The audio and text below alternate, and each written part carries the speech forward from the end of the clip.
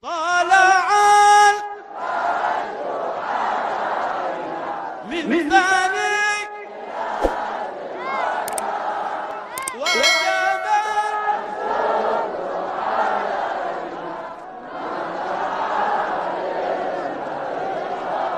أيها Ali karamallahu wajhah. Bapak Nabi juga tentang memperingati Maulid. Bismillahirrahmanirrahim. Man azama maulidin Nabi sallallahu alaihi wasallam la yakhruju minad dunya illa bil iman. Awsawak Pak. Siapa orang yang membesarkan Maulid Nabi dan kata Ali, la yakhruju minad dunya illa bil iman. Indah keluar dari dunia kok terkecuali mangku iman. Muka sini indah kamati ya mak ya papa doh terkecuali iman yang kita bawa.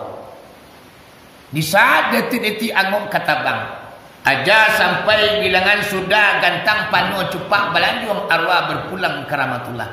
Bagaju suri ke pangkalan pulang ke asa ada ulunya suri ke tanah dan sabingkah. Nampunyo datang menyebut, menanam datang mencabut. Dikatus sakatu sudah, dilangkah sahabu sudah, gantiang putih biang kacabia. Di sinan yang kita pertahankan adalah iman. Iman dan nama amak bau japa pangkui. Di saat kita mati, kalau kita lain membesarkan Maulid Nabi. Wak mati saudara Pak. Ya nak. Mana ketujuh dina? Mati capek, mati lembek.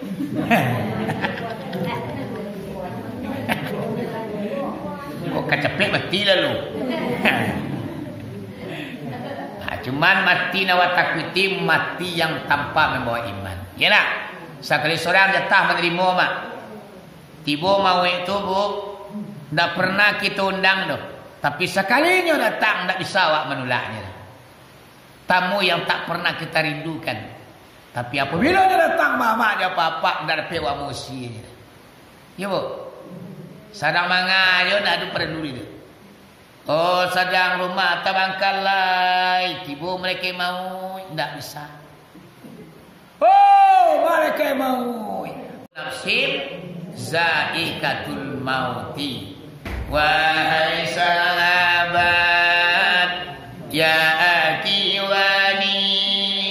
Oh adia dan kakak ayah Umi di dalam Al-Quran ayat terjadi kullu nafsin zaikatul mauti setiap bernyawa akan merasa mati. Oh tidaklah dapat dibanding lain. Adapun mati pasti terjadi.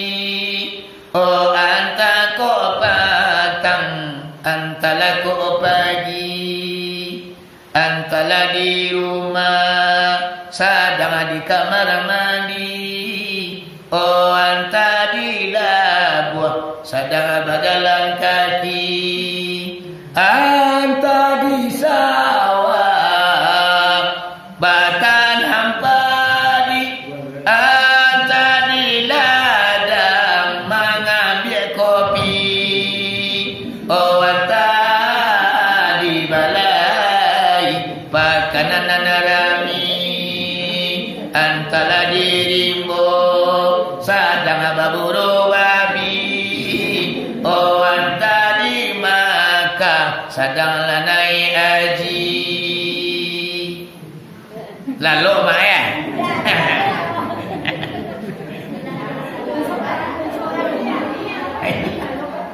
Tu maleo mak go boleh nang tu tuan lalu.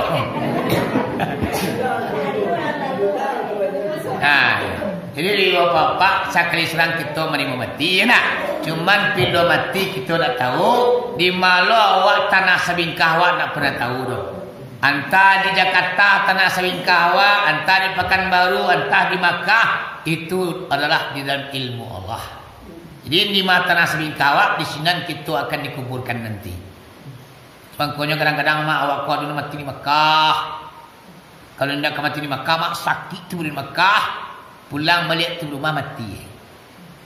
Adakah kalau nak mati di Mekah mak bampe tahun sakit, tak kalau kau berangkat ke Mekah sehatnya. Tu di Mekah mati. Banyak tak ibu apa. Jadi awak kau dapat mati awak kau andaknya mati membawa iman. Itu pendapat Ali karamallahu wajhah, yaitu mati membawa iman kalau kita membesarkan